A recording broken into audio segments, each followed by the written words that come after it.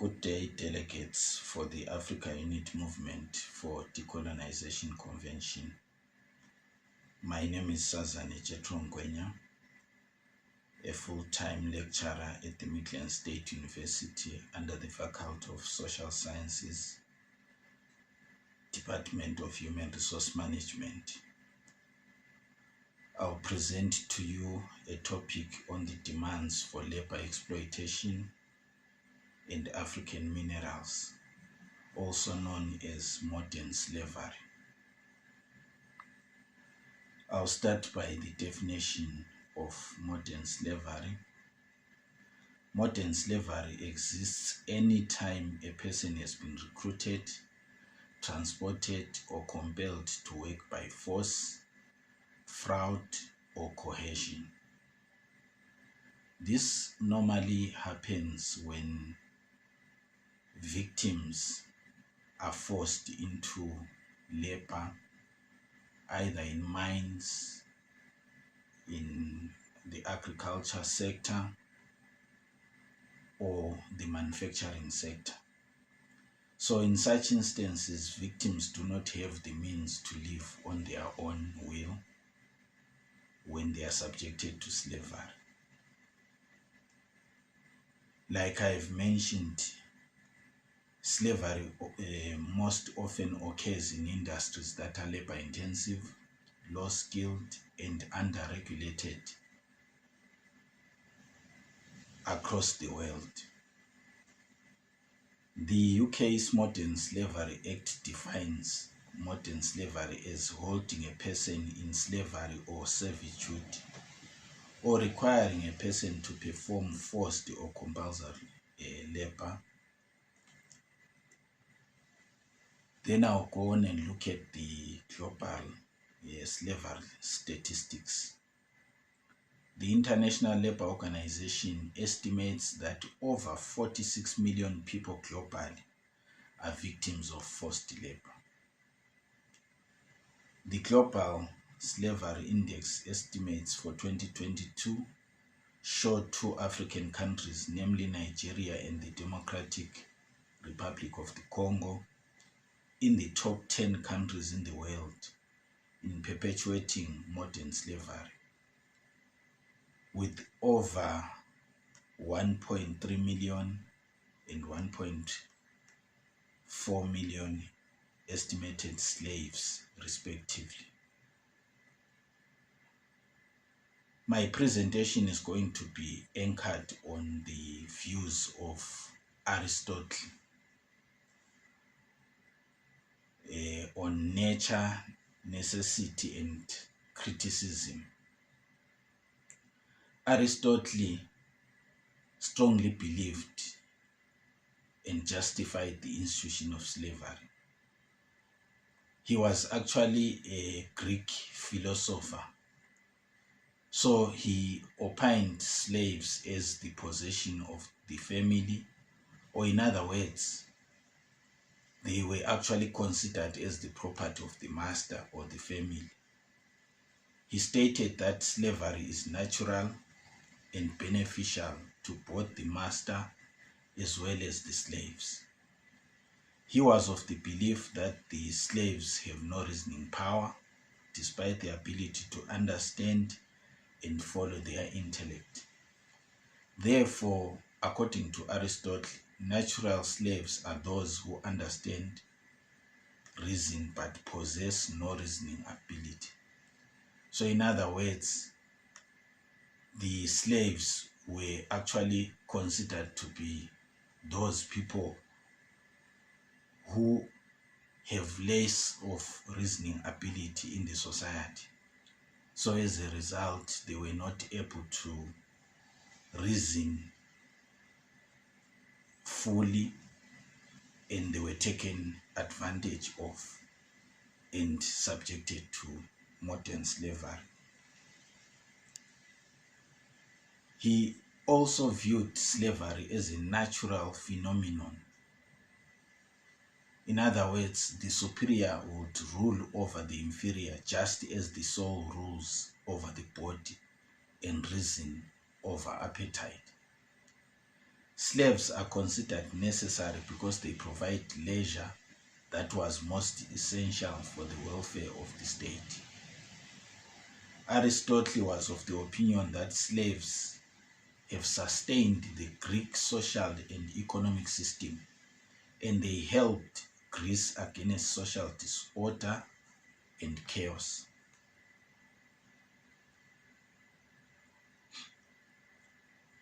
Now, I'll go on and look at the influence of Aristotle's theory to modern slavery. This theory has actually contributed to the encouragement or promotion of slavery. Further, we also observe that this theory has created a mindset that slavery was essential or remains essential for the development of the master, and the master continues to misuse his power over the victims who are subjected to slavery in the modern world. Slaves are only assistants but not subordinates. He actually viewed them as source of labor to the master in contributing to the development of the master. Further, we also observe the condemnation of modern day slavery according to Aristotle. He insisted that masters must treat their slaves properly and strongly propagated that cruel masters must be subjected to legal punishments. Yet another view, he actually viewed the slaves as people who are also entitled to liberation. He actually viewed that those slaves whose conduct was good were actually candidates for liberation. Then we go on and look at the forms of modern day slavery. Modern day slavery can take many different forms, which include forced labor, debt bondage, human trafficking, forced sexual exploitation, descent-based slavery, child slavery, and forced early child marriage. Then we go on now and look at the prevalence of slavery globally. Slavery tends to be more evident in certain sectors with significant numbers working in slave-like conditions in industries such as mining, farming, and factories producing goods for domestic consumption or export to more prosperous nations. As we attend this conference where we are pushing the agenda for decolonizing Africa,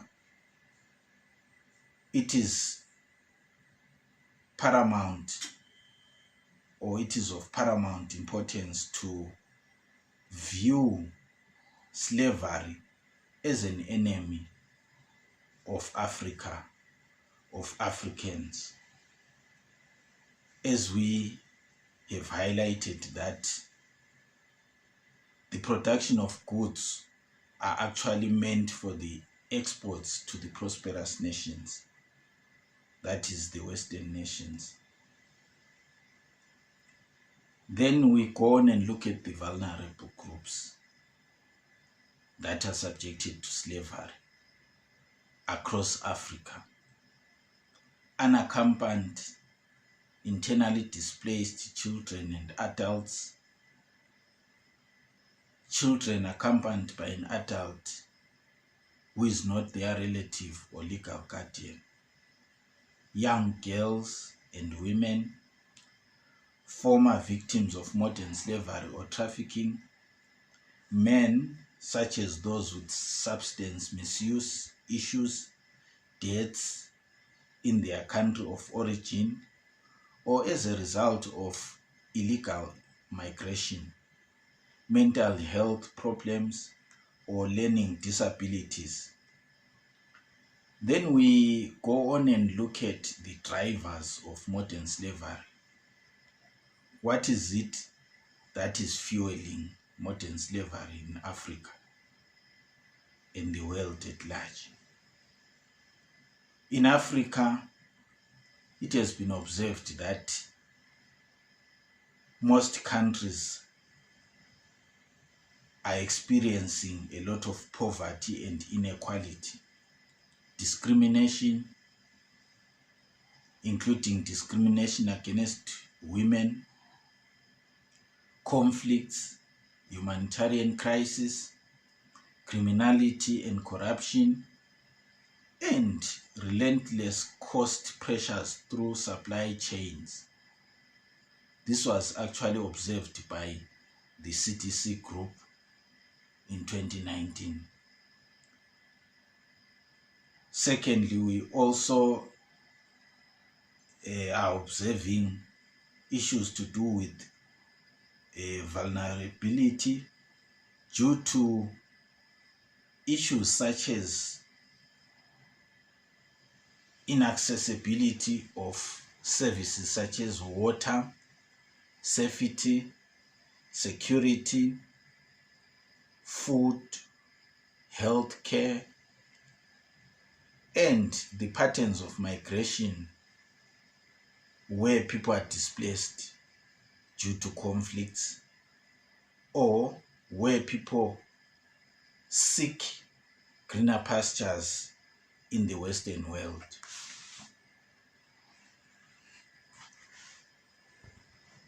Now we go on and zero on modern slavery and minerals in Africa. According to the International Labor Organization in 2019, an estimated 40.3 million people were victims of modern slavery globally. Of this, an estimated 24.9 million people were in forced labor in Africa. Nearly half of the victims are in sectors of particular concern to international business. The construction sector accounting for 18%, manufacturing, including garments, accounting for 15%, and agriculture and mining accounting for 11%. The 2018 Global Slavery Index highlight those countries that record the highest prevalence, vulnerability, and absolute numbers of people experiencing modern slavery. Many of the countries with the highest estimated levels of prevalence are marked by conflict. For example, in the Democratic Republic of the Congo, Eritrea, Burundi, Central African Republic, Afghanistan, South Sudan, and Pakistan.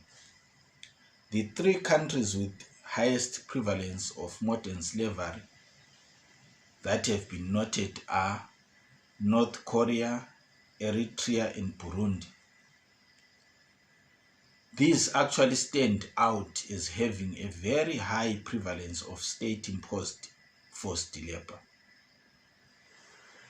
State-imposed forced labor includes citizens recruited by state authorities to participate in mining, agriculture, or construction work for purposes of economic development.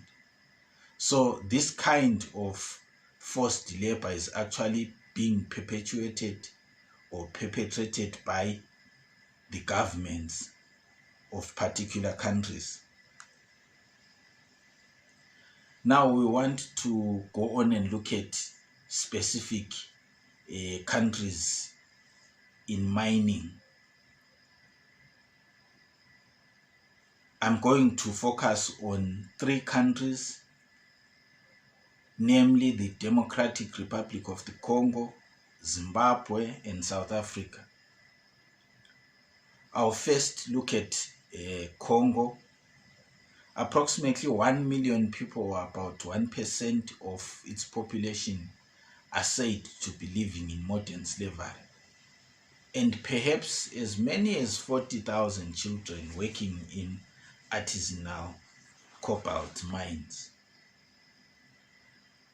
Cobalt is a key component of electric vehicle batteries.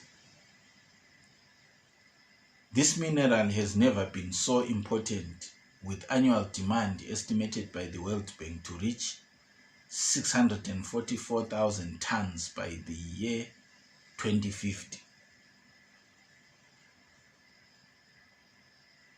The cobalt that is mined in the Democratic Republic of the Republic of Congo is actually exported to the countries that manufacture vehicles. As I earlier on mentioned, that the modern slavery is actually meant to enrich the developed countries. This is a clear sign that the cobalt that is mined in the Democratic Republic of the Congo is actually exported to other countries. Then we go on and look at artisanal small-scale gold mining in Zimbabwe, which is our second case study on mining. The country, which has been ranked as one of the worst affected by modern-day slavery, with about 99,600 estimated victims, has been battling to contain the problem, which is also a global concern.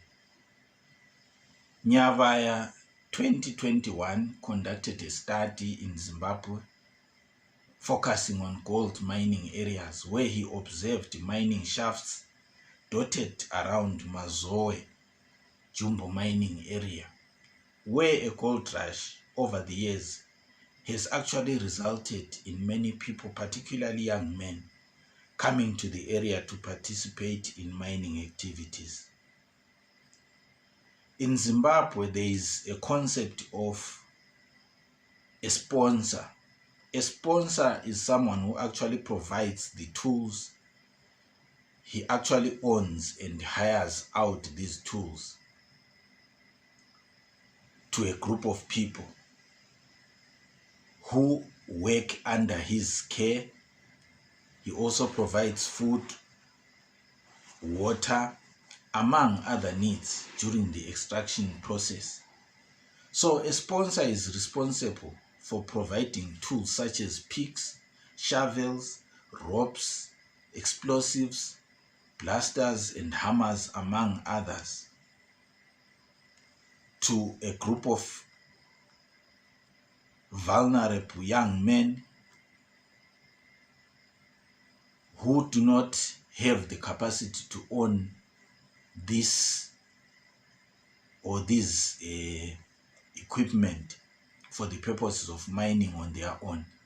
As a result, I've concluded that the sponsorship concept is responsible for promoting modern slavery on the part of the syndicate members, as they are made to work involuntarily and devoid of any bargaining power. Then we go on and look at South Africa, where we have what we term gold slaves. Due to the massive unemployment across the region and Johannesburg's view as a traditional destination or place of opportunity, This is a recipe for massive exploitation for most Africans. Victims are tricked by the so-called recruiters who promise them jobs as hotel or restaurant chefs, among other jobs in Johannesburg, South Africa. The victims generally come from South Africa's neighboring countries such as Zimbabwe, Zambia, Malawi, and Mozambique, among others. Next, they are ferried to Springs, a dormitory town 50 kilometers east of Johannesburg, nicknamed Wild East, as well as being the location of dozens of illicit mining deaths and murders. Springs is also a notorious crime hub thanks to illicit mining. Unfortunately, rather than tackle the problem, some local police officers are often part of it. Every trafficked miner must earn his boss 9 grams of gold ore per week to buy back his freedom. The duration of their captivity can range from 2 weeks to as many as 8 weeks. During this time, the miners receive no payment. Instead, they only get food. They are promised a percentage of the sale of the gold at the end of the excavation, but most of the gangs refuse to pay up, citing food and transport loans. With no passports, no way of communicating with the outside world, most of these miners who are unable to speak the local languages or who are not fluent in English language are too scared to attempt to escape. They have no choice but to try and earn their freedom. They have little or no safety equipment or protective gear. These captured men work 19 hours a day, but are only fed twice a day, surviving on miakra, rations of bread, boiled cabbage, porridge, and mango juice. This is a sad situation in Africa in the scramble for the precious minerals. As I conclude, I would bring to the fore the recommendations that can alleviate the situation of modern slavery. Firstly, tapping into the foreign aid, for example, the UK aid spending to deliver on its overall objective to help eradicate modern slavery, as enshrined in the SDGs, goal number 8 and 7. It is important to tap into the foreign aid to finance activities that can eradicate global slavery. Use of a rights-based and child-centered approach to address child labor in mining can also be of great assistance. Youth entrepreneurship can also be encouraged through funding youth apprenticeship programs. Youths can be funded so that they are liberated from any form of modern slavery. Countries can be encouraged to ratify the International Labour Organization protocols on forced labor by nations as a demonstration of firm commitment to combating forced labor in all its forms. Cost of compliance should also be revised downwards. For example, in countries like Zimbabwe,